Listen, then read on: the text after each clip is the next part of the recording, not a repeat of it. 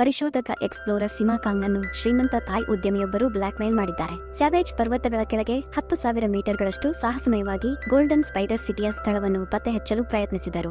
ಆದರೆ ಪೌರಾಣಿಕ ನಗರವು ಜನವಸತಿಯಿಂದ ಕೂಡಿಲ್ಲ. ಈ ಸತ್ಯವನ್ನು ಬಹಿರಂಗ ಮಾಡುವುದೇ ಈ ಭಯಾನಕ ಕತೆ. ಈ ಚಿತ್ರದ ನಿರ್ದೇಶಕ ಇಲಿನ್ ಡೈ, ಈ ಚಿತ್ರದಲ್ಲಿ ಮೆಂಕಿ ಚೆನ್, ವಾಂಗ್ ಲೀ, ಸ್ಟೀವನ್ ಲಿಯೋ ಮುಂತಾದವರು ಅಭಿನಯಿಸಿದ್ದಾರೆ. ಈ ಚಿತ್ರವು ಆಕ್ಷನ್ ಅಡ್ವೆಂಚರ್ಸ್ ಕಾಮಿಡಿ ಚಿತ್ರವಾಗಿದ್ದು, ಈ ಚಿತ್ರದ IMDb ರೇಟಿಂಗ್ 6.5. ಮೂವಿ ಸ್ಟಾರ್ಟಿಂಗ್ 1978ರಲ್ಲಿ ಪ್ರಾರಂಭವಾಯಿತು. ಅಲ್ಲಿ ಮಹಿಳೆಯನ್ನು ನಮಗೆ ತೋರಿಸಲಾಯಿತು, ಗೊಂಬೆಯನ್ನು ಅವನ ಪತಿ ಅಂತ ಪರಿಗಣಿಸುವ, ಮತ್ತು ಅದನ್ನು ಶವಪೆಟ್ಟಿಗೆಯಲ್ಲಿ ಲಾಕ್ ಮಾಡುತ್ತಿದ್ದಳು. ಇನ್ನು ಚಿಕ್ಕವನಾಗಿದ್ದ ಅವಳ ಮಗ ಸಿಮಾ ಕಾಂಗ್ ಅಂತ ಹೆಸರು. ವಾಸ್ತವವಾಗಿ ಸಿಮಾ ಕಾಂಗ್ ತುಂಬಾ ಚಿಕ್ಕವನಿದ್ದಾಗ, ಅಂದ್ರೆ ಕೆಲವೇ ತಿಂಗಳುಗಳು, ಅವನ ತಂದೆ ಅವನ ಸಂಶೋಧನಾ ತಂಡದೊಂದಿಗೆ ಆಪರೇಷನ್ಗೆ ಹೋದರು. ಈ ಆಪರೇಷನ್ನಲ್ಲಿ ಅವರು ಅಂಡರ್ ವರ್ಲ್ಡ್ಗೆ ಅಮೂಲ್ಯವಾದದ್ದನ್ನು ಹುಡುಕಲು ಹೋದರು. ಆದರೆ ಅವರು ಇಲ್ಲಿಯವರೆಗೆ ಹಿಂತಿರುಗಿಲ್ಲ. ಅವರು ಸತ್ತಿದ್ದಾನೆಂದು ಅವನ ತಾಯಿಗೆ ತಿಳಿಯಿತು ಮತ್ತು ಅವನನ್ನು ಗೊಂಬೆಯನ್ನು ಇಟ್ಟು ಸಮಾಧಿ ಮಾಡಿದರು. ಈಗ ದೃಶ್ಯವು ಇಲ್ಲಿಂದ 22 ವರ್ಷಗಳ ನಂತರ ಬದಲಾಗಿದೆ. ಅಲ್ಲಿ ಸಿಮಾ ಕಾಂಗ್ ಬೆಳೆದು ದೊಡ್ಡವನಾಗಿದ್ದ. ಅವನು ಮತ್ತು ಅವನ ಗಾರ್ಡಿಯನ್ನು ಗುಹೆಯಲ್ಲಿದ್ದರು, ಅಮೂಲ್ಯವಾದ ಮುತ್ತನ್ನು ಹುಡುಕಲು ಇಲ್ಲಿಗೆ ಬಂದಿದ್ದರು. ಆದರೆ ಸಿಮಾ ಕಾಂಗ್ ಅವನ ಸ್ವಂತ ಇಚ್ಛೆಯಿಂದ ಬಂದಿರಲಿಲ್ಲ. ವಾಸ್ತವವಾಗಿ ಅವರನ್ನು ಬಲವಂತವಾಗಿ ಇಲ್ಲಿಗೆ ಕಳುಹಿಸಲಾಗಿದೆ. ವಾಸ್ತವವಾಗಿ ಒಬ್ಬ ಅಪಾಯಕಾರಿ ವ್ಯಕ್ತಿ, ಒಬ್ಬ ಗೂಂಡ, ಅವನ ಫ್ರೆಂಡ್ ನನ್ನು ಅಪಹರಿಸಿ ಅವನ ಬಂದಿಯನ್ನಾಗಿ ಮಾಡಿಕೊಂಡಿದ್ದ. ಗೂಂಡಾನ ಹೆಸರು ಜಾಂಗ್. ಸಿಮಾ ಕಾಂಗ್ಗೆ ಒಂದು ಷರತ್ತು ಹಾಕಿದ್ದರು. ನೀವು ಆ ಮುತ್ತನ್ನು ನನಗೆ ತಂದರೆ ನಾನು ನಿಮ್ಮ ಫ್ರೆಂಡ್ ನನ್ನು ಬಿಡುತ್ತೇನೆ. ಅವನು ಓಡಿ ಹೋಗದಂತೆ ಈ ಗಾರ್ಡ್ನು ಅವನಿಂದಲೇ ಕಳುಹಿಸಲ್ಪಟ್ಟನು. ಗಾರ್ಡ್ನ ತಲೆಯ ಮೇಲೆ ಕ್ಯಾಮೆರಾ ಇರಿಸಲಾಯಿತು. ಅದರ ಸಹಾಯದಿಂದ ಜಾಂಗ್ ಎಲ್ಲವನ್ನೂ ನೋಡಲು ಸಾಧ್ಯವಾಯಿತು. ಸಿಮಾ ಕಾಂಗ್ ಈ ಸ್ಥಳವನ್ನು ಅಪಾಯಕಾರಿ ಅಂತ ಕಂಡುಕೊಂಡ, ಆದ್ದರಿಂದ ಅವನು ನಿಲ್ಲುತ್ತಾನೆ. ಆದರೆ ಗಾರ್ಡ್ ಅವನನ್ನು ಮುಂದೆ ಹೋಗಲು ಇನ್ಸಿಸ್ಟ್ ಮಾಡುತ್ತಾನೆ. ಅವರು ಒಂದೇ ಸ್ಥಳದಲ್ಲಿ ನಿಂತಾಗ ಸಿಮಾ ಕಾಂಗ್ ಗೋಡೆಯ ಮೇಲೆ ಏನೋ ಬರೆದಿರುವುದನ್ನು ನೋಡ್ತಾನೆ. ಅವನು ಆ ಸ್ಥಳವನ್ನು ಮುಟ್ಟಿದ ತಕ್ಷಣ ಇದ್ದಕ್ಕಿದ್ದಂತೆ ನೆಲ ಕುಸಿಯಲು ಸ್ಟಾರ್ಟ್ ಮಾಡಿತು. ಈ ಜನರು ಅದರ ಮೇಲೆ ನಿಂತಿದ್ದರು, ಆದ್ದರಿಂದ ಅವರು ಅನೇಕ ಅಡಿ ಕೆಳಗೆ ಬೀಳುತ್ತಾರೆ. ಇಲ್ಲಿ ಅವರು ಶವಪೆಟ್ಟಿಗೆಯನ್ನು ನೋಡಿದರು. ಅವರು ಹತ್ತಿರ ಬಂದ ತಕ್ಷಣ ಶವಪೆಟ್ಟಿಗೆಯ ಮೇಲೂ ಏನೋ ಬರೆದಿತ್ತು, ಆದರೆ ಅದು ಬೇರೆಯವರ ಭಾಷೆಯಲ್ಲಿತ್ತು. ಆದ್ದರಿಂದ ಸಿಮಾಗೆ ಅರ್ಥವಾಗಲಿಲ್ಲ. ಅವನು ಅವನ ಫ್ರೆಂಡ್ ನನ್ನು ಕೇಳಲು ಸ್ಟಾರ್ಟ್ ಮಾಡಿದನು. ನಂತರ ಅವನ ಫ್ರೆಂಡ್ ಅದನ್ನು ಓದಿ ಅವನಿಗೆ ಹೇಳಿದನು. ಈ ಶವಪೆಟ್ಟಿಗೆಯು ಅತ್ಯಂತ ಹಳೆಯ ರಾಜನದು. ಇದು 1,000 ವರ್ಷಗಳಷ್ಟು ಹಳೆಯದು ಮತ್ತು ಆ ಮುತ್ತು ಅದರೊಳಗಿದೆ. ಈಗ ಅವನ ಫ್ರೆಂಡ್ನಿಗೆ ಭಾಷೆಯ ಬಗ್ಗೆ ಸಾಕಷ್ಟು ತಿಳಿದಿದ್ದರು, ಆದ್ದರಿಂದ ಅವಳು ಅದನ್ನು ಓದಲು ಸಾಧ್ಯವಾಯಿತು. ಸಿಮಾ ಕಾಂಗ್ ಮತ್ತು ಗಾರ್ಡ್ ಫ್ರೂ ಶವಪೆಟ್ಟಿಗೆಯನ್ನು ತೆರೆದ ತಕ್ಷಣ ಆಗ ಒಂದು ಸ್ಪೈಡರ್ ಮಾನ್ಸ್ಟರ್ ಇಲ್ಲಿಗೆ ಬರುತ್ತದೆ. ಒಂದು ಮಾನ್ಸ್ಟರ್ ಸ್ಪೈಡರ್, ಆದರೆ ಅದರ ಗಾತ್ರವು ತುಂಬಾ ದೊಡ್ಡದಾಗಿತ್ತು. ಅದು ತುಂಬಾ ಅಪಾಯಕಾರಿಯಾಗಿ ಕಾಣಿಸುತ್ತಿತ್ತು. ಆ ಅಮೂಲ್ಯ ಮುತ್ತು ಅವನ ಕೊರಳಲ್ಲೂ ಇತ್ತು. ಅವನು ಬಂದ ತಕ್ಷಣ ಅವನು ಸಿಮಾ ಮೇಲೆ ಆಕ್ರಮಣ ಮಾಡ್ತಾನೆ. ಅವನು ಒಮ್ಮೆಗೆ ಹಾರಿದನು. ಆಗ ಅವನನ್ನು ನೋಡಿ ಅವನು ಅಲರ್ಟ್ ಆದನು ಮತ್ತು ಅವನ ಮೊನಚಾದ ರಾಡ್ನಿಂದ ಅವನನ್ನು ಎದುರಿಸಲು ಸ್ಟಾರ್ಟ್ ಮಾಡಿದನು. ಸಿಮಾ ಪದೇ ಪದೇ ಅದರ ಮೇಲೆ ಹಲ್ಲೆ ನಡೆಸಿ ತಡೆಯುತ್ತಿದ್ದ. ಅವನು ಹಿಂದಕ್ಕೆ ತಳ್ಳುತ್ತಿದ್ದನು. ಆದರೆ ಸ್ಪೈಡರ್ ಮಾನ್ಸ್ಟರ್ ತುಂಬಾ ಅಪಾಯಕಾರಿ, ಅವನಿಗೆ ಏನೂ ಆಗುತ್ತಿಲ್ಲ ಅಂತ ಅವನು ಮತ್ತೆ ಮತ್ತೆ ಅವನ ಮೇಲೆ ಆಕ್ರಮಣ ಮಾಡುತ್ತಿದ್ದ. ಇದನ್ನು ನೋಡಿದ ಗಾರ್ಡ್ಗಳು ಗುಂಡು ಹಾರಿಸುತ್ತಾನೆ. ಇದು ಸ್ಪೈಡರ್ ಮಾನ್ಸ್ಟರ್ನಿಗೆ ಕೋಪ ತರಿಸಿತು. ಅವನ ಶಕ್ತಿಯಿಂದ ಅವನು ಬಲೆಯನ್ನು ಮಾಡ್ತಾನೆ ಮತ್ತು ಅದರಲ್ಲಿ ಗಾರ್ಡ್ ನನ್ನು ಸುತ್ತುತ್ತದೆ. ನಂತರ ಅವನು ಈ ರೀತಿ ನುಂಗಿ ಗಾರ್ಡ್ ನನ್ನು ಕೊಲ್ಲುತ್ತಾನೆ. ನಂತರ ಅವನು ವಸ್ತುಗಳನ್ನು ಎತ್ತಿಕೊಳ್ತಾನೆ ಮತ್ತು ಅವುಗಳನ್ನು ಸಿಮಾ ಮೇಲೆ ಎಸೆದು ಅವನನ್ನು ಹೊಡೆಯುತ್ತಾನೆ. ಆದರೆ ಇಲ್ಲಿ ಸಿಮಾ ಇದನ್ನು ಹೇಗೆ ಕೊನೆಗೊಳಿಸಬೇಕೆಂದು ಅರ್ಥ ಮಾಡಿಕೊಂಡರು. ಅವನು ಅವನ ರಾಡ್ ಅನ್ನು ಬಿಗಿಯಾಗಿ ಹಿಡಿದನು. ಮಾನ್ಸ್ಟರ್ ಸ್ಪೈಡರ್ ಅವನ ಮೇಲೆ ಆಕ್ರಮಣ ಮಾಡಲು ಬಂದ ತಕ್ಷಣ ಸಿಮಾ ಅವನ ಮೊನಚಾದ ರಾಡ್ನಿಂದ ಅವನ ತಲೆಯಲ್ಲಿ ಬೀಸಿದನು. ಆದರೆ ಆಶ್ಚರ್ಯವೆಂದರೆ ಸ್ಪೈಡರ್ ಇದರಿಂದ ಸಾಯಲಿಲ್ಲ. ಅವನ ತಲೆಯಿಂದ ವಿಷವು ಹೊರಬರಲು ಸ್ಟಾರ್ಟ್ ಮಾಡಿತು. ಆಗ ಅವನಿಂದ ಮಾನವ ದೇಹವೊಂದು ಹೊರಬಂದಿತು. ಇದು ತುಂಬಾ ಭಯಾನಕವಾಗಿ ಕಾಣುತ್ತಿತ್ತು ಮತ್ತು ಈಗ ಅವನು ಮತ್ತೆ ಸಿಮಾ ಮೇಲೆ ಆಕ್ರಮಣ ಮಾಡುತ್ತದೆ. ಸ್ಪೈಡರ್ನ ಕಾಲುಗಳು ಮತ್ತು ಮಾನವ ದೇಹ ಎರಡೂ ಸಿಮನನ್ನು ಹಿಡಿಯಲು ಪ್ರಯತ್ನಿಸುತ್ತಿದ್ದರು. ಆದರೆ ಸಿಮಾ ಗೋಡೆಯ ಮೇಲೆ ಹಾರಿ ರಾಟ್ ಅನ್ನು ಸ್ಪೈಡರ್ದ ತಲೆಗೆ ತಳ್ಳುತ್ತಾನೆ. ಇದರಿಂದಾಗಿ ಅವರು ಈಗ ಸಾವನ್ನಪ್ಪಿದ್ದಾರೆ. ಅವನು ಸತ್ತ ತಕ್ಷಣ ಮಾನವ ದೇಹವು ನಾಶವಾಗುತ್ತದೆ. ಅವನು ಸ್ಪೈಡರ್ ಮಾನ್ಸ್ಟರ್ ನನ್ನು ಕೊಂದ ತಕ್ಷಣ ಸಿಮಾ ಅವನ ಕುತ್ತಿಗೆಯಿಂದ ಆ ಮುತ್ತನ್ನು ಪಡೆಯುತ್ತಾನೆ. ಅದಕ್ಕಾಗಿ ಅವರು ಬಂದಿದ್ದರು. ಅವನು ಹಿಂತಿರುಗಿ ಈ ಮುತ್ತನ್ನು ಜಾಂಗ್ಗೆ ಕೊಡ್ತಾನೆ. ನಂತರ ಜಾಂಗ್ ಅವನಿಗೆ ಈ ಮುತ್ತು ಅಂತ ಹೇಳ್ತಾನೆ. ಗೋಲ್ಡನ್ ಸಿಟಿ ಎಂಬ ಹೆಸರಿನ ನಗರಕ್ಕೆ ಹೋಗಲು ಒಂದು ಕೀಲಿಕೈ. ಇದು ಒಂದು ವಿಶೇಷ ರೀತಿಯ ನಗರವಾಗಿದೆ, ಏಕೆಂದರೆ ಅಲ್ಲಿಗೆ ಹೋದ ನಂತರ ನಾವು ಬಯಸಿದಷ್ಟು ನಮ್ಮ ವಯಸ್ಸನ್ನು ಹೆಚ್ಚಿಸಬಹುದು. ಇದಲ್ಲದೆ ಯಾವುದೇ ರೋಗವು ಗುಣವಾಗದಿದ್ದಲ್ಲಿ ಅದರ ಚಿಕಿತ್ಸೆಯನ್ನು ಅಲ್ಲಿಂದಲೂ ಕಾಣಬಹುದು. ವಾಸ್ತವವಾಗಿ ಜಾಂಗ್ಗೆ ಕ್ಯಾನ್ಸರ್ ಇತ್ತು, ಹಾಗಾಗಿ ಅವರು ಗೋಲ್ಡನ್ ಸಿಟಿಗೆ ಹೋಗಿ ಅವನ ಕಾಯಿಲೆಯನ್ನು ಗುಣಪಡಿಸಲು ಬಯಸಿದ್ದರು ಮತ್ತು ಈಗ ಅಲ್ಲಿಗೆ ಹೋಗುವ ಕೀಲಿಯು ಅವನ ಬಳಿಗೆ ಬಂದಿದೆ ಮುತ್ತಿನ ರೂಪದಲ್ಲಿ. ಈಗ ಜಾಂಗ್ ಸಿಮಾಗೆ ಶವಪೆಟ್ಟಿಗೆಯನ್ನು ತೋರಿಸ್ತಾನೆ ಮತ್ತು ಅವನಿಗೆ ಹೇಳ್ತಾನೆ, ನಾವು ಇದನ್ನು ಕೆಲವು ದಿನಗಳ ಹಿಂದೆ ಸಮುದ್ರದಲ್ಲಿ ಕಂಡುಕೊಂಡಿದ್ದೇವೆ. ಅವರು ಮಾತನಾಡುತ್ತಿರುವಾಗ ಅವನು ಶವಪೆಟ್ಟಿಗೆಯಿಂದ ಅವನ ಮನಸ್ಸನ್ನು ಕಳೆದುಕೊಂಡನು. ಆಗ ಅದರಲ್ಲಿದ್ದ ಮೃತದೇಹ ಎದ್ದು ಬಿಳಿ ಬಟ್ಟೆಯಿಂದ ಮುಚ್ಚಲಾಗಿತ್ತು. ಈಗ ನೀವು ಗೋಲ್ಡನ್ ಸಿಟಿಗೆ ಹೋಗುತ್ತೀರಿ ಅಂತ ಜಾಂಗ್ ಸಿಮಾಗೆ ಹೇಳ್ತಾನೆ. ಆದರೆ ಅವನು ನಿರಾಕರಿಸಿದಾಗ ಜಾಂಗ್ನ ಗಾರ್ಡ್ ಅವನ ಮೇಲೆ ಬಂದೂಕನ್ನು ತೋರಿಸ್ತಾನೆ. ಪ್ರತಿಯಾಗಿ ಸಿಮಾ ಕೂಡ ಅವನ ಮೇಲೆ ಬಂದೂಕನ್ನು ತೋರಿಸ್ತಾನೆ. ನಂತರ ಜಾಂಗ್ ಅವನ ಗನ್ ಅನ್ನು ಕೆಳಕ್ಕೆ ಇಳಿಸಲು ಅವನ ಗಾರ್ಡ್ಗೆ ಹೇಳ್ತಾನೆ ಮತ್ತು ಸಿಮಾಗೆ ವಿವರಿಸಲು ಸ್ಟಾರ್ಟ್ ಮಾಡಿದರು. ಹೇ ಹುಡುಗ, ನೀನು ಯಾಕೆ ಅಲ್ಲಿಗೆ ಹೋಗಬಾರದು? ನಿಮ್ಮ ತಂದೆಯನ್ನು ಹುಡುಕಲು ನೀವು ಬಯಸುವುದಿಲ್ಲವೇ? ಹುಡುಕಲು ಸಂಶೋಧನಾ ತಂಡದೊಂದಿಗೆ ಹೋಗಿದ್ದರು ಮತ್ತು ಹಿಂತಿರುಗಲಿಲ್ಲ. ಮಗನೇ, ನಿನ್ನ ಅಪ್ಪ ಅಲ್ಲಿಗೆ ಹೋಗಿದ್ದರು. ಆದ್ದರಿಂದ ಹೋಗಿ ನನ್ನ ಕೆಲಸವನ್ನು ಮಾಡಿ ಮತ್ತು ನಿಮ್ಮ ತಂದೆಯನ್ನು ಹುಡುಕಿ. ಕೋಪದ ಭರದಲ್ಲಿ ಸಿಮಾ ನಿರಾಕರಿಸ್ತಾನೆ ಮತ್ತು ಇಲ್ಲ, ನಾನು ಮಾಡುವುದಿಲ್ಲ, ನಾನು ಹೋಗುತ್ತಿಲ್ಲ ಮತ್ತು ನನ್ನ ತಂದೆಗೆ ಸಂಬಂಧಿಸಿದಂತೆ ಅವರು ಅಲ್ಲಿಲ್ಲ. ಆಗ ಇದ್ದಕ್ಕಿದ್ದಂತೆ ಶವಪೆಟ್ಟಿಗೆಯ ಮೃತದೇಹ ಕೆಳಗೆ ಬಿದ್ದಿತು. ಅದರ ಧ್ವನಿಯನ್ನು ಕೇಳಿ ಎಲ್ಲರೂ ತಿರುಗಿ ನೋಡಿದಾಗ ಆಗ ಅವರು ತುಂಬಾ ಭಯಪಟ್ಟರು. ಇದರ ಲಾಭ ಪಡೆದ ಸಿಮಾ ಅವನ ಫ್ರೆಂಡ್ ನ ಕೈ ಹಿಡಿದು ಮತ್ತು ಎಲ್ಲರಿಗೂ ಬಂದೂಕು ತೋರಿಸಿ ಅಲ್ಲಿಂದ ಓಡಿ ಹೋಗ್ತಾನೆ. ಆದರೆ ಮೃತದೇಹ ಇದು ಬಿಳಿ ಬಟ್ಟೆಯಿಂದ ಮುಚ್ಚಲ್ಪಟ್ಟಿದೆ. ಸಿಮಾ ಪ್ಯಾಂಟಿನಲ್ಲಿ ಸಿಲುಕಿಕೊಂಡಿತು. ಸಿಮಾ ಓಡಿ ಹೋದ ತಕ್ಷಣ ಮೃತದೇಹವು ಅವನೊಂದಿಗೆ ಹೋಯಿತು ಮತ್ತು ಅವನ ಮನೆಗೆ ಬಂದನು. ಎಲ್ಲಾ ಸಂದರ್ಭಗಳಿಂದ ಸಿಮಾ ತುಂಬಾ ಭಯಗೊಂಡನು. ಅವನು ನೇರವಾಗಿ ಪೊಲೀಸ್ ಅಧಿಕಾರಿಯ ಬಳಿಗೆ ಹೋಗಿ ಎಲ್ಲವನ್ನೂ ಹೇಳಿದನು. ಸಿಮಾ ಅವರ ಮನೆಗೆ ಬಂದಾಗ ಇನ್ವೆಸ್ಟಿಗೇಷನ್ ಮಾಡಲು ನಂತರ ಅವರು ಮನೆಗೆ ಬಂದು ನೋಡಿದಾಗ ಸಾಕಷ್ಟು ಆಶ್ಚರ್ಯಚಕಿತರಾದರು. ಯಾವುದೇ ಬಟ್ಟೆಯಲ್ಲಿ ಸುತ್ತಿದ ಮೃತದೇಹವಿಲ್ಲ ಅಂತ. ಅಲ್ಲಿ ಒಬ್ಬ ಹುಡುಗ ಮತ್ತು ಸಿಮಾನ ಫ್ರೆಂಡ್ ಮಾತ್ರ ಕುಳಿತಿದ್ದರು. ವಾಸ್ತವವಾಗಿ ಅವರ ಫ್ರೆಂಡ್ ಮೃತದೇಹದಿಂದ ಬಟ್ಟೆಯನ್ನು ತೆಗೆದಿದ್ದರು ಮತ್ತು ಆ ಹುಡುಗ ಅವನಿಂದ ಹೊರಬಂದನು. ಅವನ ಫ್ರೆಂಡ್ ನೊಂದಿಗೆ ಕುಳಿತಿದ್ದ. ಪೊಲೀಸ್ ಅಧಿಕಾರಿಯನ್ನು ನೋಡಿ ಅವನ ಫ್ರೆಂಡ್ಸ್ ಅವನನ್ನು ಅವಳ ಮಾತುಕತೆಗಳಲ್ಲಿ ತೆಗೆದುಕೊಳ್ಳಲು ಸ್ಟಾರ್ಟ್ ಮಾಡ್ತಾರೆ. ಅದು ಹಾಗೆ ಇದೆ ಅಂತ ಸಿಮಾನ ತಲೆಯು ಸ್ವಲ್ಪ ಕೆಟ್ಟಿದೆ. ಅದಕ್ಕಾಗಿಯೇ ಅವನು ಅಂತಹ ಮಾತುಗಳನ್ನು ಹೇಳುತ್ತಿದ್ದಾನೆ. ಹಾಗಾಗಿ ಅವನು ಹೇಳುವ ಮಾತಿಗೆ ಗಮನ ಕೊಡಬೇಡ. ಹೀಗೆ ಹೇಳುತ್ತಾ ಅವಳು ಅಧಿಕಾರಿಯನ್ನು ತನ್ನೊಂದಿಗೆ ಕರೆದೊಯ್ದಳು ಮತ್ತು ಅವನನ್ನು ಹಿಂದಕ್ಕೆ ಕಳುಹಿಸ್ತಾನೆ. ಅದರ ನಂತರ ಸಿಮಾ ಅವನ ಫ್ರೆಂಡ್ ನನ್ನು ಕೇಳಲು ಸ್ಟಾರ್ಟ್ ಮಾಡಿದನು. ಮೃತದೇಹ ಎಲ್ಲಿದೆ ಮತ್ತು ಈ ಮನುಷ್ಯ ಯಾರು? ಇಲ್ಲಿ ಅವಳು ಸತ್ಯವನ್ನು ಹೇಳ್ತಾರೆ. ಅವಳು ಮೃತದೇಹದಿಂದ ಬಿಳಿ ಬಟ್ಟೆಯನ್ನು ತೆಗೆದಾಗ ಈ ಮನುಷ್ಯ ಒಳಗಿನಿಂದ ಹೊರಬಂದನು. ಈಗ ಆ ಮನುಷ್ಯನು ನೋಡಿ ಸಾಕಷ್ಟು ಆಶ್ಚರ್ಯಚಕಿತನಾದನು. ಮನೆಯಲ್ಲಿ ಸಿಮಾ ಮತ್ತು ಅವನ ತಾಯಿಯ ಚಿತ್ರಗಳು. ಅವರು ಚಿತ್ರವನ್ನು ಸಿಮಾದೊಂದಿಗೆ ಹೋಲಿಸಲು ಸ್ಟಾರ್ಟ್ ಮಾಡಿದರು ಮತ್ತು ನೀನು ನನ್ನ ಮಗ ಅಂತ ಅವನಿಗೆ ಹೇಳ್ತಾನೆ. ನಾನು ನಿನ್ನನ್ನು ಹುಡುಕಲು ಹೋಗಿದ್ದೆ. ನನಗೆ ಎಲ್ಲವೂ ನೆನಪಿದೆ. ನೀನು ನನ್ನ ಮಗ ಮತ್ತು ನಾನು ನಿನ್ನ ತಂದೆ. ಇದನ್ನು ಕೇಳಿ ಸಿಮಾ ಕೋಪಗೊಂಡನು. ಅವನು ಆ ಮನುಷ್ಯನನ್ನು ಬೆನ್ನಟ್ಟಲು ಸ್ಟಾರ್ಟ್ ಮಾಡ್ತಾನೆ. ಎಲ್ಲಾ ವಸ್ತುಗಳನ್ನು ಎಸೆದು ಅವನನ್ನು ಹೊಡೆಯಲು ಸ್ಟಾರ್ಟ್ ಮಾಡಿದನು. ಅವನು ಹೇಳ್ತಾನೆ, ಅಸಂಬದ್ಧವಾಗಿ ಮಾತನಾಡಬೇಡ. ನನ್ನ ಫಾದರ್ ಜೀವಂತವಾಗಿಲ್ಲ, ಏಕೆಂದರೆ ಅವನು ಸತ್ತಿದ್ದಾನೆ. ಅವರ ಸಂಭಾಷಣೆಯ ಸಮಯದಲ್ಲಿ ಸಿಮಾನ ಫ್ರೆಂಡ್ ಕೂಡ ಪ್ರಜ್ಞಾಹೀನನಾಗಿ ಬೀಳ್ತಾಳೆ. ಇಬ್ಬರು ಅವಳ ಬಳಿಗೆ ಬಂದು ನೋಡಿದಾಗ ಆಗ ಅವರಿಗೆ ತಿಳಿಯಿತು ಅವಳು ಜಾಂಗ್ ವಶದಲ್ಲಿದ್ದಾಗ. ಆ ಸಮಯದಲ್ಲಿ ಜಾಂಗ್ ಅವಳಿಗೆ ವಿಷಕಾರಿ ಔಷಧವನ್ನು ಕೊಟ್ಟನು. ಇದರಿಂದ ಇಬ್ಬರು ತುಂಬಾ ಚಿಂತಿತರಾಗಿದ್ದರು. ಏಕೆಂದರೆ ಆಕೆಗೆ 7 ದಿನಗಳ ಕಾಲ ವಿಷದ ಆಂಟಿಡೋಟ್ ನೀಡದಿದ್ದರೆ, ಅಂದರೆ ವಿಷವನ್ನು ಕೊಲ್ಲುವ ಔಷಧಿ, ನಂತರ ಅವಳು ಸಾಯುತ್ತಾಳೆ. ಈಗ ಸಿಮಾ ಗೋಲ್ಡನ್ ಸಿಟಿಗೆ ಹೋಗಲು ಸಿದ್ಧವಾಗುತ್ತಾನೆ ಅವನ ಫ್ರೆಂಡ್ ನ ಜೀವವನ್ನು ಉಳಿಸಲು. ಏಕೆಂದರೆ ಜಾಂಗ್ ಇದನ್ನು ಬಯಸಿದ್ದರು. ನಾನು ಗೋಲ್ಡನ್ ಸಿಟಿಗೆ ಹೋಗಿದ್ದೇನೆ ಅಂತ ಆ ವ್ಯಕ್ತಿ ಸಿಮಾಗೆ ಹೇಳ್ತಾನೆ. ನನಗೆ ಸಂಪೂರ್ಣ ದಾರಿ ತಿಳಿದಿದೆ, ಆದ್ದರಿಂದ ನಾನು ನಿಮ್ಮನ್ನು ಅಲ್ಲಿಗೆ ಕರೆದೊಯ್ಯುತ್ತೇನೆ.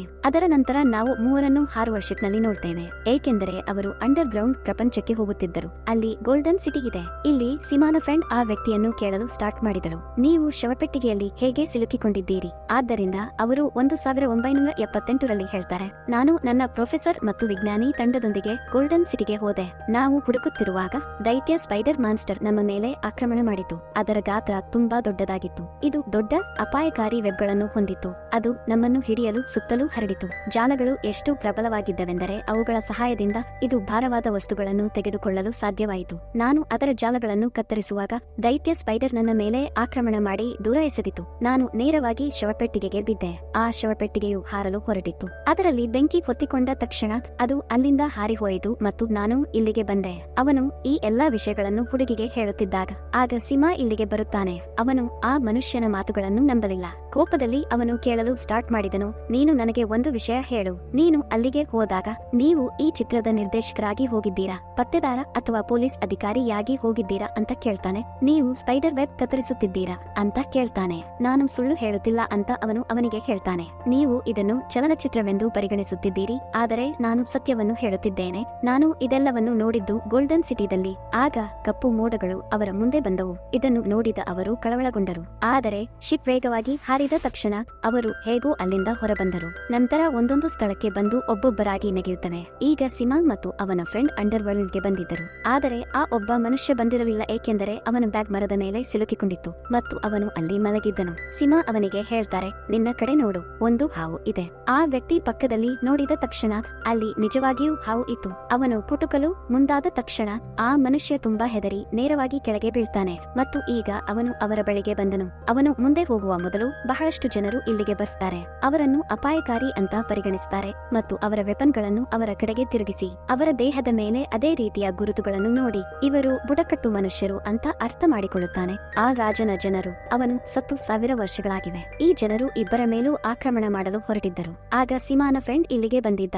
ಅವಳು ಈ ಬುಡಕಟ್ಟಿನ ಮೇಲೆ ಬಂದೂಕನ್ನು ನೆಟ್ಟಿದ್ದಳು. ನೋಡಿ ಎಲ್ಲರೂ ಇಲ್ಲಿಂದ ಓಡಿ ಹೋದರು. ಈಗ ಅವರು ಮುಂದೆ ಹೋದಾಗ ವ್ಯಕ್ತಿಯ ಕಾಲು ಮರದ ಬುಡದಲ್ಲಿ ಸಿಕ್ಕಿ ಹಾಕಿಕೊಂಡಿತು ಮತ್ತು ಇದು ಸಂಭವಿಸಿದ ತಕ್ಷಣ ಆ ಸ್ಥಳದಿಂದ ಕಪ್ಪು ಹೊಗೆ ಬರಲಾರಂಭಿಸುತ್ತದೆ. ಈ ಮರವು ತುಂಬಾ ಹಳೆಯದು ಮತ್ತು ದೊಡ್ಡದಾಗಿತ್ತು. ಅಲ್ಲಿ ದೊಡ್ಡ ಗುಹೆಯಂತಹ ಸ್ಥಳವೂ ಇತ್ತು. ಆ ಮನುಷ್ಯ ಅದರೊಳಗೆ ಹೋದ ಕೂಡಲೇ ಇಲ್ಲಿ ಒಂದು ಮಾರ್ಗವಿದೆ ಅಂತ ಅವನು ಅವರಿಗೆ ಹೇಳ್ತಾನೆ, ನೀವು ಬನ್ನಿ. ನಂತರ ಸಿಮಾ ಮತ್ತು ಅವನ ಫ್ರೆಂಡ್ ಈ ರೀತಿ ಮಾಡ್ತಾರೆ. ಒಳಗೆ ಹೋದ ನಂತರ ಅವರು ಒಂದು ದೊಡ್ಡ ಗುಹೆಗೆ ಬಂದರು. ಅಲ್ಲಿ ಗೋಡೆಗಳ ಮೇಲೆ ಏನೋ ಬರೆಯಲಾಗಿದೆ. ಸಿಮಾನ ಫ್ರೆಂಡ್ ಗೋಡೆಯ ಮೇಲೆ ಬರೆದ ಸಾಲನ್ನು ಓದುತ್ತಾಳೆ ಮತ್ತು ಮುಂದೆ ಗೋಲ್ಡನ್ ಸಿಟಿಗೆ ಹೋಗಲು ದಾರಿ ಇದೆ ಅಂತ ಹೇಳ್ತಾನೆ. ಗೋಲ್ಡನ್ ಸಿಟಿಗೆ ಯಾರು ಬಂದರೂ ವಾಪಸ್ ಹೋಗುವಂತಿಲ್ಲ, ಏಕೆಂದರೆ ಅಲ್ಲಿ ಸಾಕಷ್ಟು ಸ್ಪೈಡರ್ ಮಾನ್ಸ್ಟರ್ ಇದ್ದಾರೆ ಮತ್ತು ಅವರ ಲೀಡರ್ ಮಾನ್ಸ್ಟರ್ ಸ್ಪೈಡರ್. ಈಗ ಈ ಮೂವರು ಕ್ಯಾಪ್ಸುಲ್ ತಿನ್ನುತ್ತಾರೆ.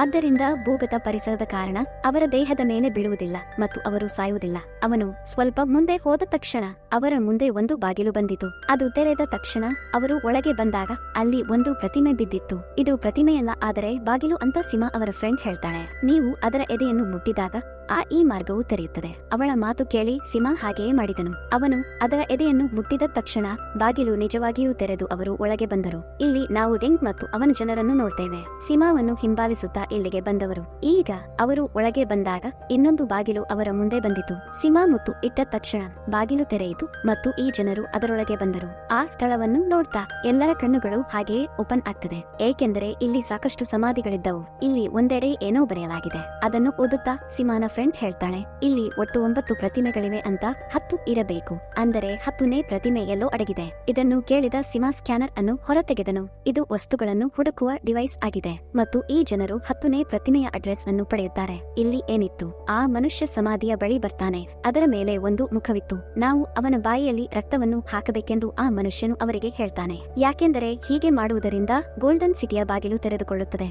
ಆದರೆ ಸಿಮಾ ಕಾಂಗ್ ಅವನ ಮಾತನ್ನು ಕೇಳುವುದಿಲ್ಲ ಮತ್ತು ಅವನ ಬಾಯಿಯಲ್ಲಿ ಕೆಲವು ಸಾಮಾನ್ಯ ಲಿಕ್ವಿಡ್ ಅನ್ನು ಹಾಕ್ತಾನೆ. ಅವನು ಇದನ್ನು ಮಾಡಿದ ತಕ್ಷಣ ಒಂದು ಶವಪೆಟ್ಟಿಗೆಯು ಬಂದಿತು. ಈ ಜನರು ಶವಪೆಟ್ಟಿಗೆಯ ಕವರ್ ತೆಗೆದು ನೋಡಿದಾಗ ಅಲ್ಲಿ ಬಹಳ ಉದ್ದವಾದ ಗುಹೆ ಇತ್ತು. ಇದು ತುಂಬಾ ಆಳವಾಗಿತ್ತು. ಅವಳು ತುಂಬಾ ಭಯಾನಕವಾಗಿ ಕಾಣುತ್ತಿದ್ದಳು. ಜೇಡವೊಂದು ಜಿಗಿದು ಇಲ್ಲಿಗೆ ಬಂದಿತು. ಅವರು ಅದನ್ನು ನೋಡುತ್ತಿದ್ದರು. ಅದು ಅವರ ಮೇಲೆ ಆಕ್ರಮಣ ಮಾಡುತ್ತದೆ. ಅದು ಅವರ ಹತ್ತಿರ ಬರುತ್ತಿದ್ದಂತೆ ಅದರ ಗಾತ್ರ ತುಂಬಾ ಹೆಚ್ಚಾಗಿತ್ತು. ಅವನ ಚರ್ಮವು ತುಂಬಾ ಸ್ಟ್ರೇಂಜ್ ಆಗಿತ್ತು. ಅದು ಹಸಿರು ಬಣ್ಣದಲ್ಲಿ ಮೊನಚಾದ ಮುಳ್ಳುಗಳಿಂದ ಕೂಡಿತ್ತು. ವೇಗವು ಎಷ್ಟು ವೇಗವಾಗಿತ್ತು ಎಂದರೆ ಸೆಕೆಂಡುಗಳಲ್ಲಿ ಆ ಮೂವರ ಮೇಲೆ ಪದೇ ಪದೇ ಆಕ್ರಮಣ ಮಾಡುತ್ತಿತ್ತು. ಆದಾಗ್ಯೂ ಸಿಮಾ ಸಹ ಅವನನ್ನ ಫೇಸ್ ಮಾಡ್ತಾನೆ. ಅವನು ಅವನನ್ನು ರಾಡ್ನಿಂದ ಹಿಂದಕ್ಕೆ ತಳ್ಳುತ್ತಾನೆ ಮತ್ತು ಅವನ ಹೊಟ್ಟೆಯನ್ನು ಅನೇಕ ಬಾರಿ ಆಕ್ರಮಣ ಮಾಡ್ತಾನೆ. ಆದರೆ ಸ್ಪೈಡರ್ ಮಾನ್ಸ್ಟರ್ನಿಗೆ ಏನೂ ಆಗುವುದಿಲ್ಲ.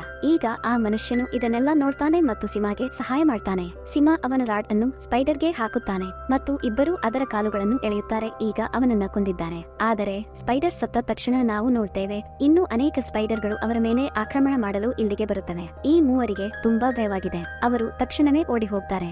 ಆದರೆ ಸ್ಪೈಡರ್ಗಳ ನಂಬರ್ ತುಂಬಾ ಹೆಚ್ಚಾಗಿತ್ತು ಮತ್ತು ಅವುಗಳ ಗಾತ್ರವು ತುಂಬಾ ದೊಡ್ಡದಾಗಿದೆ. ಆದ್ದರಿಂದ ಅವರು ತಮ್ಮ ದಾರಿಯನ್ನು ತಡೆಗಟ್ಟುತ್ತಾರೆ ಮತ್ತು ಎಲ್ಲಾ ಕಡೆಯಿಂದ ಅವರನ್ನು ಸುತ್ತುವರೆದಿವೆ. ಅವರನ್ನು ಕೊಲ್ಲುವ ಮೊದಲು ಜಾಂಗ್ ತಂಡವು ಇಲ್ಲಿಗೆ ಬಂದಿತು. ಇದು ಸ್ಪೈಡರ್ಗಳ ಮೇಲೆ ಗುಂಡುಗಳನ್ನು ಹಾರಿಸಲು ಪ್ರಾರಂಭಿಸುತ್ತಾರೆ. ಈ ಸ್ಪೈಡರ್ಗಳಲ್ಲಿ ಕೆಲವು ಗುಂಡು ಹಾರಿಸಿ ಸತ್ತವು. ಆದರೆ ಕೆಲವರು ಜಿಗಿದು ಗಾರ್ಡ್ರ ಮೇಲೆ ಆಕ್ರಮಣ ನಡೆಸುತ್ತಿದ್ದರು ಮತ್ತು ಅವುಗಳನ್ನು ಎಸೆಯುವುದು ಮತ್ತು ಈ ರೀತಿಯಾಗಿ ಅನೇಕ ಜನರು ಸಾಯುತ್ತವೆ. ಇದಾದ ನಂತರ ಜಾಂಗ್ ಅಲ್ಲಿಗೆ ಬಂದಾಗ ಆ ಮನುಷ್ಯನನ್ನು ನೋಡಿ ಅವನಿಗೆ ಬಹಳ ಆಶ್ಚರ್ಯವಾಯಿತು. ಅವನು ಕೇಳಲು ಸ್ಟಾರ್ಟ್ ಮಾಡಿದನು, ನೀವು ನಿಜವಾಗಿಯೂ ಬದುಕಿದ್ದೀರಾ? ಹೊಸ ಜೀವನದ ಪುರಾವೆಯನ್ನು ನೋಡಿ. ಅವನು ಸ್ವಂತ ಕಣ್ಣುಗಳಿಂದ ಗೋಲ್ಡನ್ ಸಿಟಿ ಅವರು ಹೌದು ಅಂತ ನಂಬಿದ್ದರು. ವಾಸ್ತವವಾಗಿ ಒಬ್ಬ ವ್ಯಕ್ತಿಯು ದೀರ್ಘಾಯುಷ್ಯವನ್ನು ಬದುಕಬಹುದು ಮತ್ತು ಇಲ್ಲಿ ಹೊಸ ಜೀವನವನ್ನು ಪಡೆಯಬಹುದು. ಸಿಮಾ ಅವರ ಫಾದರ್ ಅಂತ ಗುರುತಿಸಿದರು. ಅದಕ್ಕಾಗಿಯೇ ಈಗ ನಾವು ಅವರನ್ನು ಸಿಮಾ ಅವರ ಫಾದರ್ ಅಂತ ಕರೆಯುತ್ತೇವೆ. ಆಗ ಸಿಮಾ ಗಾಂಗ್ಗೆ ನೀನು ನನ್ನ ಫ್ರೆಂಡ್ನಿಗೆ ಕೊಟ್ಟ ವಿಷ ಯಾಂಟಿಡೊಟ್ ನೀಡಿ, ಇದರಿಂದ ನಾವು ಅವಳನ್ನು ಉಳಿಸಬಹುದು. ಆದರೆ ಅವರು ನಿರಾಕರಿಸಿದರು. ಇಲ್ಲ, ಒಂದು ಷರತ್ತಿನ ಮೇಲೆ ಮೊದಲು ಗೋಲ್ಡನ್ ಸಿಟಿಗೆ ದಾರಿ ಹೇಳಿ. ಇದನ್ನು ಕೇಳಿದ ಸಿಮಾನ ಫಾದರ್ ಅವನಿಗೆ ತಪ್ಪು ದಾರಿಯನ್ನು ಹೇಳ್ತಾನೆ. ಅದರ ನಂತರ ಜಾಂಗ್ ಮತ್ತು ಅವನ ಗಾರ್ಡ್ ಅದೇ ದಾರಿಯಲ್ಲಿ ಸಾಗತೊಡಗಿದರು. ಇದರ ಲಾಭ ಪಡೆದು ಸಿಮಾ ಅವನ ಫ್ರೆಂಡ್ ಮತ್ತು ಅವನ ಫಾದರ್ ಶೋರ್ಪೆಟ್ಟಿಗೆಯ ಗುಹೆಗೆ ಜಿಗಿಯುತ್ತಾರೆ. ಆದರೆ ಹೋಗುವ ಮೊದಲು ಸಿಮಾ ಕಾಂಗ್ ಮ್ಯಾಜಿಕ್ ಹಗ್ಗದ ಸಹಾಯದಿಂದ ಜಾಂಗ್ನ ಜೇಬಿನಿಂದ ಯಾಂಟಿಡೋಟ್ ಪಡೆಯುವಲ್ಲಿ ಅವನು ಯಶಸ್ವಿಯಾಗುತ್ತಾನೆ. ಜಾಂಗ್ಗೆ ಈ ವಿಷಯ ತಿಳಿಯುವ ಹೊತ್ತಿಗೆ ತುಂಬಾ ತಡವಾಗಿತ್ತು, ಏಕೆಂದರೆ ಶವಪೆಟ್ಟಿಗೆಯ ಬಾಗಿಲು ಮುಚ್ಚಿತ್ತು. ಮೂವರು ಜಿಗಿಯುತ್ತಿರುವಾಗ ಗುಹೆಯಿಂದ ಕೆಳಗೆ ಹೋಗುವುದು ಅವರು ಒಂದು ಸ್ಥಳಕ್ಕೆ ಬಂದು ಸಿಲುಕಿಕೊಳ್ತಾರೆ. ಸಿಮಾನ ಫಾದರ್ ಅವರಿಗೆ ಹೇಳಲು ಸ್ಟಾರ್ಟ್ ಮಾಡಿದರು, ನಾವು ಇಲ್ಲಿ ನಿಲ್ಲಬಾರದು, ಆದರೆ ಕೆಳಗೆ ಹೋಗಬೇಕು. ಆದರೆ ಸಿಮಾ ಅವರು ಬೇಡವೆಂದು ಹೇಳುವುದನ್ನು ಕೇಳಲು ನಿರಾಕರಿಸಿದರು. ನಾವು ಇನ್ನು ಕೆಳಕ್ಕೆ ಹೋದರೆ ನಾವು ಸಾಯಬಹುದು. ಅವನ ಮಾತನ್ನು ಲೆಕ್ಕಿಸದೆ ಸಿಮಾನ ಫಾದರ್ ಕೆಳಗೆ ಹಾರಿದ. ನೀರಿದ್ದ ಕಡೆ ಸಿಮಾ ಮತ್ತು ಅವನ ಫ್ರೆಂಡ್ ಕೂಡ ಅವರ ಹಿಂದೆ ಜಿಗಿಯಬೇಕಾಯಿತು. ಅವರು ಒಂದು ಸುತ್ತಿನ ಜಲಪಾತದಲ್ಲಿ ತಿರುಗಾಡಿದರು ಮತ್ತು ದೊಡ್ಡ ನದಿಗೆ ಬಿದ್ದರು. ಅವರು ಮುಂದೆ ಹೋದಾಗ ಇನ್ನೊಂದು ಪ್ರಪಂಚಕ್ಕೆ ಬಂದರು. ನದಿಯನ್ನು ಬಿಟ್ಟ ನಂತರ ಅವರು ಮುಂದೆ ಸಾಗುತ್ತಿದ್ದರು. ಕಾಡಿನ ದಾರಿಯಲ್ಲಿ ಮಧ್ಯದಲ್ಲಿ ಸಿಮಾನ ಫಾದರ್ ಸಿಮಾಳನ್ನು ಹಿಡಿದು ಅವನ ತಾಯಿಯ ಬಗ್ಗೆ ಕೇಳ್ತಾನೆ. ಆಕೆ ಎಲ್ಲಿರುವಳು? ಅವಳು ಚೆನ್ನಾಗಿದ್ದಾಳ? ಇದನ್ನು ಕೇಳಿ ಸೀಮಾ ಕೋಪಗೊಂಡನು. 22 ವರ್ಷಗಳ ಕಾಲ ನಮ್ಮಿಂದ ದೂರ ಇದ್ದೀರಿ ಎನ್ನುತ್ತಾರೆ. ನಿನಗೆ ನಮ್ಮ ನೆನಪೇ ಇರಲಿಲ್ಲ. ನೀವು ನಿಜವಾಗಿಯೂ ನನ್ನ ತಂದೆಯಾಗಿದ್ದರೆ ಆಗ ನಾನು ನಿನ್ನನ್ನು ಎಂದಿಗೂ ಒಪ್ಪಿಕೊಳ್ಳುವುದಿಲ್ಲ. ನೀವು ಬಲವಂತವಾಗಿ ನಮ್ಮ ಜೀವನದಲ್ಲಿ ಪ್ರವೇಶಿಸಲು ಪ್ರಯತ್ನಿಸಿದರೆ ನಾನು ನಿನ್ನನ್ನು ಕೊಲ್ಲುತ್ತೇನೆ. ಇದನ್ನು ಕೇಳಿದ ಅಪ್ಪನಿಗೆ ತುಂಬಾ ಬೇಸರವಾಯಿತು. ಮುಂದೆ ಸಾಗುತ್ತಾ ಒಂದು ಸ್ಟ್ರೇಂಜ್ ಸ್ಥಳಕ್ಕೆ ಬಂದರು. ಅಲ್ಲಿ ಸಾಕಷ್ಟು ದೊಡ್ಡ ಅಣಬೆ ಮರಗಳಿದ್ದವು. ಆಗ ಸಿಮಾನ ಫಾದರ್ ಸ್ಟ್ರೇಂಜ್ ಆದ ಗಿಡವನ್ನು ನೋಡ್ತಾನೆ. ಅದರೊಂದಿಗೆ ಶವವನ್ನು ತೆಗೆದುಕೊಂಡು ಹೋಗುತ್ತಿದ್ದ ಮತ್ತು ಈ ಶವವನ್ನು ಬಿಳಿ ಬಟ್ಟೆಯಲ್ಲಿ ಸುತ್ತಲಾಗಿತ್ತು ಮತ್ತು ಅದರ ಮೇಲೆ ಬಲೆಗಳಿದ್ದವು. ಇದನ್ನು ನೋಡಿದ ಸಿಮಾನ ಫಾದರ್ ಹಾರಿ ಆ ಶವವನ್ನು ಹಿಡಿದುಕೊಂಡರು. ಸಿಮಾ ಅವನ ಚಾಕುವಿನಿಂದ ಆ ಗಿಡವನ್ನು ಕತ್ತರಿಸುವಾಗ ಅವರು ಬಟ್ಟೆಯನ್ನು ಹರಿದು ಆ ಶವವನ್ನು ನೋಡಿದಾಗ ಸಿಮಾನ ಫಾದರ್ ಅಳಲು ಸ್ಟಾರ್ಟ್ ಮಾಡಿದರು. ಇದು ನಮ್ಮ ಪ್ರೊಫೆಸರ್ ಶವ ಎನ್ನುತ್ತಾರೆ. ಆಗ ಅವನಿಗೆ ಬಹಳ ಸ್ಟ್ರೇಂಜ್ ಆದ ದೃಶ್ಯ ಕಾಣಿಸುತ್ತದೆ. ವಾಸ್ತವವಾಗಿ ಅಲ್ಲಿ ಬಹಳಷ್ಟು ಸತ್ತ ಶವಗಳು ಇದ್ದವು. ಅದರ ಮೇಲೆ ಸ್ಪೈಡರ್ಗಳ ಬಲೆಗಳಿದ್ದವು ಮತ್ತು ಹಾವಿನಂತೆ ಕಾಣುವ ಸ್ಟ್ರೇಂಜ್ ಸಸ್ಯ ಇದ್ದವು. ಅವುಗಳು ನೆಲದೊಳಗಿನ ಎಲ್ಲಾ ಶವಗಳನ್ನು ತೆಗೆದುಕೊಂಡು ಹೋಗುತ್ತಿದ್ದವು. ಅಷ್ಟರಲ್ಲಿ ಜಾಂಗ್ ಮತ್ತು ಅವನ ಗಾರ್ಡ್ ಇಲ್ಲಿಗೆ ಬಂದರು. ಬಂದೂಕಿನಿಂದ ಹಿಡಿದು ಅವರನ್ನು ಕೈದಿಗಳನ್ನಾಗಿ ಮಾಡ್ತಾರೆ. ಅವರು ಕೊಲ್ಲಲು ಹೊರಟಿದ್ದರು. ಆಗ ಆ ಅಪಾಯಕಾರಿ ಸಸ್ಯಗಳು ಮೇಲಿನಿಂದ ಅವರ ಮೇಲೆ ಆಕ್ರಮಣ ಮಾಡಿ, ಈ ಸಸ್ಯವು ಬಹಳಷ್ಟು ಶಾಖೆಗಳನ್ನು ಹೊಂದಿದ್ದವು. ಅವರ ಬಾಯಿ ನಿಖರವಾಗಿ ಹಾವಿನಂತೆ ಕಾಣುತ್ತದೆ. ಅವರು ಎಲ್ಲಾ ಗಾರ್ಡರನ್ನು ಎತ್ತಿಕೊಂಡು ಕೊಲ್ಲಲು ಸ್ಟಾರ್ಟ್ ಮಾಡಿದರು. ಈ ಗಿಡಗಳಲ್ಲಿ ಜೀವವಿದೆ ಅನ್ನಿಸಿತು. ಒಬ್ಬ ಗಾರ್ಡ್ ಸಿಮಾನೊಂದಿಗೆ ಹೋರಾಡಲು ಸ್ಟಾರ್ಟ್ ಮಾಡಿದನು. ಅವನನ್ನು ಕೊಲ್ಲುವಷ್ಟರಲ್ಲಿ ಆಗ ಇಲ್ಲಿಗೆ ಗಿಡವೊಂದು ಬಂದು ಅವನನ್ನು ತನ್ನೊಳಗೆ ಕರೆದುಕೊಂಡು ಹೋಗುತ್ತದೆ. ತದನಂತರ ಅವನನ್ನು ಎತ್ತಿಕೊಂಡು ತನ್ನೊಂದಿಗೆ ಕರೆದೊಯ್ದನು. ಸಿಮಾ ಮತ್ತು ಅವನ ಫ್ರೆಂಡ್ ಓಡಿ ಹೋದ ತಕ್ಷಣ ಅವನ ಜೀವ ಉಳಿಸಿದ ಸಸ್ಯಗಳು ಅವರ ಮೇಲೂ ಆಕ್ರಮಣ ಮಾಡಿದವು. ಅದು ಇಬ್ಬರನ್ನು ಹಿಡಿಯುತ್ತದೆ. ಅವನು ಅದರ ಕೊಂಬೆಗಳಿಗೆ ಅಂಟಿಕೊಳ್ಳುತ್ತಿದ್ದನು ಮತ್ತು ಅವುಗಳನ್ನು ತೆಗೆದುಕೊಳ್ಳುತ್ತಿದ್ದನು. ಆಗ ಸಿಮಾನ ಫಾದರ್ ಆ ಗಿಡವನ್ನು ಕಡಿಯುತ್ತಾನೆ ಮತ್ತು ಇಬ್ಬರನ್ನು ಉಳಿಸುತ್ತಾನೆ. ಈ ಅವಕಾಶವನ್ನು ಬಳಸಿಕೊಂಡು ಜಾಂಗ್ ಸಿಮಾನ ತಂದೆಯನ್ನು ತನ್ನೊಂದಿಗೆ ಕರೆದುಕೊಂಡು ಹೋಗ್ತಾನೆ. ಅದರ ನಂತರ ಅವನ ಫ್ರೆಂಡ್ ಸಿಮಾಗೆ ಎಕ್ಸ್ಪ್ಲೈನ್ ಮಾಡ್ತಾಳೆ, ಅವನು ನಿನ್ನ ಫಾದರ್ ಅಂತ, ಅದಕ್ಕಾಗಿಯೇ ಅವನು ನಿನ್ನ ಜೀವವನ್ನು ಉಳಿಸಿದನು. ಆದರೆ ಅವನು ಅರ್ಥ ಮಾಡಿಕೊಳ್ಳುವುದಿಲ್ಲ. ಮುಂದೆ ಹೋದಾಗ ಒಂದು ಡೈರಿ ಸಿಕ್ಕಿತು. ಅದರ ಮೇಲೆ 1978 ಅಂತ ಬರೆಯಲಾಗಿದೆ. ಒಬ್ಬ ವ್ಯಕ್ತಿ ಅವನ ವಿಜ್ಞಾನಿ ತಂಡದೊಂದಿಗೆ ಗೋಲ್ಡನ್ ಸಿಟಿಗೆ ಬಂದನು. ಆದರೆ ಅವನ ಮೇಲೆ ಜಾಯಿಂಟ್ ಮಾನ್ಸ್ಟರ್ನ ಆಕ್ರಮಣೆಯಾಯಿತು. ಜಾಯಿಂಟ್ ಮಾನ್ಸ್ಟರ್ನ ಆಕ್ರಮಣೆಯೊಂದಿಗೆ ಆ ಮನುಷ್ಯನು ಶವಪೆಟ್ಟಿಗೆಯಲ್ಲಿ ಬಿದ್ದನು ಮತ್ತು ಗೋಲ್ಡನ್ ಸಿಟಿಯಿಂದ ಹೊರಬಂದರು. ಅದಕ್ಕೆ ಕಾರಣ ಅವರು ರಕ್ಷಣಾತ್ಮಕ ಬಟ್ಟೆಯಲ್ಲಿ ಸುತ್ತಿಕೊಂಡಿದ್ದರು. ಅದಕ್ಕೆ ಅವನು ಬೆಳೆಯಲಿಲ್ಲ. ಅವನಿಗೆ ವಯಸ್ಸಾಗಲಿಲ್ಲ. ಇದನ್ನು ಓದಿದ ನಂತರ ಆ ಮನುಷ್ಯ ನನ್ನ ತಂದೆಯಾಗಿದ್ದರೆ ಅಂತ ಸಿಮಾಗೆ ಅನುಮಾನವಾಯಿತು. ನನ್ನ ತಂದೆ, ಅವರು ಇನ್ನೂ ನನ್ನೊಂದಿಗೆ ಇದ್ದಾರೆ. ಸಿಮಾ ಫಾದರ್ ಮತ್ತು ಜಾಂಗ್ ನೋಡುತ್ತೇವೆ. ಅಂತಿಮವಾಗಿ ಅವರು ಗೋಲ್ಡನ್ ಸಿಟಿಗೆ ಬಂದರು ಮತ್ತು ಇಲ್ಲಿಗೆ ಬಂದ ನಂತರ ಜಾಂಗ್ ಮತ್ತು ಅವನ ಜನರು ಬಹಳ ಸಂತೋಷವಾಗಿದ್ದರು. ಇಲ್ಲಿ ಜಾಂಗ್ ಅವನ ತಂದೆಯನ್ನು ನನಗೆ ಹೇಳು ಅಂತ ಕೇಳ್ತಾನೆ. ನೀವು ಬದುಕಲು ಏನು ಮಾಡಿದ್ದೀರಿ? ನಿಮಗೆ ಹೊಸ ಜೀವನ ಸಿಕ್ಕಿತು ಮತ್ತು ನಿಮ್ಮ ವಯಸ್ಸು ಹೆಚ್ಚಾಗಲಿಲ್ಲ. ಆದರೆ ಅವನು ಏನನ್ನೂ ಹೇಳುವುದಿಲ್ಲ. ಇದರೊಂದಿಗೆ ಜಾಂಗ್ ಕೋಪಗೊಂಡರು ಮತ್ತು ಅವನನ್ನು ಹೊಡೆಯಲು ಸ್ಟಾರ್ಟ್ ಮಾಡಿದನು. ಆದರೆ ಸಿಮಾ ಇಲ್ಲಿಗೆ ಬರ್ತಾನೆ. ಎಲ್ಲಾ ಗಾರ್ಡ್ರ ಮೇಲೆ ಆಕ್ರಮಣ ಮಾಡಿ ಅವರನ್ನು ಕೊಲ್ಲುತ್ತಾನೆ. ನಂತರ ಅವನು ಬಾಂಗ್ ಜೊತೆಯೂ ಹೋರಾಡ್ತಾನೆ. ಅವನನ್ನು ಹಿಡಿದು ಅವನ ತಂದೆಯ ಜೀವವನ್ನು ಉಳಿಸುತ್ತಾನೆ. ಏಕೆಂದರೆ ಡೈರಿ ಓದಿದ ನಂತರ ಅವರು ನಂಬಿಕೆ ಬಂದಿತ್ತು ಆ ಮನುಷ್ಯ ಅವನ ಫಾದರ್ ಅಂತ.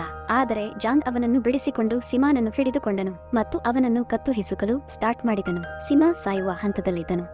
ಅವನ ಫ್ರೆಂಡ್ನಿಗೆ ಕರೆದರು, ಆದರೆ ಅವಳು ಅವನನ್ನು ನಿರ್ಲಕ್ಷಿಸಿ ಮುಂದೆ ಹೋಗುತ್ತಾಳೆ. ಅವನ ಮಗ ಸಾಯುತ್ತಿರುವುದನ್ನು ನೋಡಿ ಸಿಮಾನ ಫಾದರ್ ಎದ್ದು ಮತ್ತು ಜಾಂಗ್ ಮೇಲೆ ಆಕ್ರಮಣ ಮಾಡ್ತಾನೆ ಮತ್ತು ಈ ರೀತಿಯಲ್ಲಿ ಫಾದರ್ ಮತ್ತು ಮಗನ ಜೀವಗಳನ್ನು ಉಳಿಸಲಾಗಿದೆ. ಈಗ ಸಿಮಾನ ಫ್ರೆಂಡ್ ಒಂದು ಸ್ಥಳಕ್ಕೆ ಬಂದಳು ಮತ್ತು ಅವನ ಕೈಗಳಿಂದ ಮಷೀನ್ ಅನ್ನು ಆನ್ ಮಾಡುತ್ತಾಳೆ ಮತ್ತು ಪ್ರಾರ್ಥಿಸಲು ಸ್ಟಾರ್ಟ್ ಮಾಡಿದಳು. ಸಿಮಾ ಮತ್ತು ಅವನ ತಂದೆಯ ಮುಂದೆ 3D ವಿಡಿಯೋ ಪ್ಲೇ ಆಗಲು ಸ್ಟಾರ್ಟ್ ಆಗುತ್ತೆ. ಇದನ್ನು ನೋಡಿದ ನಂತರ ಅವರು ಏಲಿಯನ್ ಸ್ಪೇಸ್ ಶಿಪ್ ನು ಕಂಡುಕೊಂಡರು. ಏಲಿಯನ್ ಸ್ಪೇಸ್ ಶಿಪ್ ಗೋಲ್ಡನ್ ಸಿಟಿಗೆ ಡಿಕ್ಕಿ ಹೊಡೆದಿದೆ. ಅದರ ಕಾರಣದಿಂದಾಗಿ ಗೋಲ್ಡನ್ ಸಿಟಿ ಮತ್ತು ಆ ಸ್ಪೇಸ್ ಶಿಪ್ ಇಲ್ಲಿಗೆ ಬಂದಿತು. ಎಲ್ಲಾ ಇತರ ಸ್ಪೇಸ್ ಶಿಪ್ಗಳು ಅಲ್ಲಿ ಮತ್ತು ಇಲ್ಲಿ ಬಿದ್ದಿವೆ. ನಂತರ ಅದೇ ದೈತ್ಯ ಸ್ಪೈಡರ್ ಮಾನ್ಸ್ಟರ್ ಇಲ್ಲಿ ಬರುತ್ತದೆ. ಅದರ ಮುಂದೆ ಸಿಮಾ ಫ್ರೆಂಡ್ ಅವಳ ಮೊಣಕಾಲುಗಳ ಮೇಲೆ ಕುಳಿತು ಪ್ರಾರ್ಥಿಸಲು ಸ್ಟಾರ್ಟ್ ಮಾಡಿದಳು. ಇದನ್ನು ನೋಡಿದ ಸಿಮಾಗೆ ತನ್ನ ಫ್ರೆಂಡ್ನ ದೇಹದ ಮೇಲಿರುವ ಟ್ಯಾಟೂ ನೆನಪಾಗುತ್ತದೆ. ಬುಡಕಟ್ಟು ರಾಜನ ಜನರ ದೇಹದಂತೆಯೇ ಅದೇ ಮಾರ್ಕ್ ಹೊಂದಿತ್ತು. ಅಂದರೆ ಅವರನ್ನು ಹಿಡಿದ ಬುಡಕಟ್ಟು ಜನರು ಅದನ್ನು ನೋಡಿ ನನ್ನ ಫ್ರೆಂಡ್ ನನಗೆ ಮೋಸ ಮಾಡಿದ್ದಾನೆಂದು ಅವನಿಗೆ ತಿಳಿಯಿತು. ಅವರ ಜೊತೆ ಅವಳು ಇದ್ದಳು. ಈಗ ಅವರು ಇದನ್ನು ಯೋಚಿಸುತ್ತಿದ್ದರು, ಸ್ಪೈಡರ್ ಮಾನ್ಸ್ಟರ್ ಅಂತ.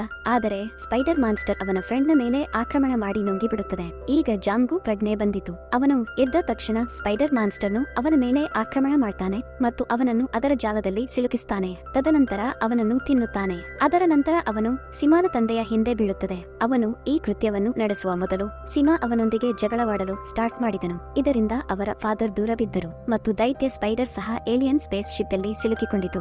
ಆದರೆ ಅವನು ಮತ್ತೆ ಹೊರಗೆ ಬಂದು ಸಿಮಾನ ತಂದೆಯ ಮೇಲೆ ಆಕ್ರಮಣ ಮಾಡ್ತಾನೆ. ಏತನ್ಮಧ್ಯೆ ಅವನ ಫಾದರ್ ಚಾಕುವಿನಿಂದ ಹಗ್ಗದೊಂದಿಗೆ ಮಾನ್ಸ್ಟರ್ ಅನ್ನು ಬಲೆಗೆ ಬೀಳಿಸಲು ಬಲೆಯನ್ನು ಹಾಕುತ್ತಾನೆ. ಸಿಮಾ ಕಾಂಗ್ ಆ ಬಲೆಯ ಕಡೆಗೆ ಬಂದ ಕೂಡಲೇ ಜಾಯಿಂಟ್ ಸ್ಪೈಡರ್ ಮಾನ್ಸ್ಟರ್ ಹಿಂದೆ ಬರ್ತಾನೆ ಮತ್ತು ಏಲಿಯನ್ ಶಿಪ್ ನಿಂದ ತೀವ್ರವಾಗಿ ಹೊಡೆಯುತ್ತದೆ. ಇದರಿಂದಾಗಿ ಸ್ಫೋಟ ಸಂಭವಿಸಿದೆ, ಏಕೆಂದರೆ ಏಲಿಯನ್ ಶಿಪ್ ನಾಶವಾಯಿತು. ಈ ಸ್ಥಳದ ಅಂತ್ಯವನ್ನು ನೋಡಿದಾಗ ಸಿಮಾನ ಫಾದರ್ ಅವನನ್ನು ಶವಪೆಟ್ಟಿಗೆಯಲ್ಲಿ ಲಾಕ್ ಮಾಡ್ತಾನೆ ಮತ್ತು ಅವನಿಗೆ ಒಂದು ಫೋಟೋವನ್ನು ನೀಡುತ್ತಾನೆ. ಅವನು ಕೇಳಲು ಸ್ಟಾರ್ಟ್ ಮಾಡಿದನು, ನನ್ನ ಮಗ, ನಾನು ನಿನ್ನನ್ನು ಕಂಡುಕೊಂಡೆ, ಹೇಳು ನಿಮ್ಮ ಅಮ್ಮ ಹೇಗಿದ್ದಾರೆ. ಆಗ ಇಲ್ಲಿ ಸಿಮಾ, ನಿನ್ನ ಸಾವಿನ ನಂತರ ನಾವು ನಿನ್ನನ್ನು ತುಂಬಾ ಹುಡುಕಿದೆವು, ಆದರೆ ನಾವು ನಿನ್ನನ್ನು ಕಾಣದಿದ್ದಾಗ ನಂತರ ತಾಯಿ ನಿಮ್ಮ ಎಲ್ಲಾ ಚಿತ್ರಗಳನ್ನು ಸಮಾಧಿ ಮಾಡಿದರು, ನೀವು ಸತ್ತಿದ್ದೀರಿ ಅಂತ ಅವಳು ಭಾವಿಸಿದಳು. ಆದ್ದರಿಂದ ಶವಪೆಟ್ಟಿಗೆಯೊಳಗೆ ನಿಮ್ಮ ಶವವಾಗಿ ಗೊಂಬೆಯನ್ನು ಹೂಳಲಾಯಿತು. ಇದಾದ ನಂತರ ಅಮ್ಮನೂ ತೀರಿಕೊಂಡಳು. ಇದನ್ನು ಕೇಳಿದ ಅಪ್ಪನಿಗೆ ತುಂಬಾ ಬೇಸರವಾಯಿತು.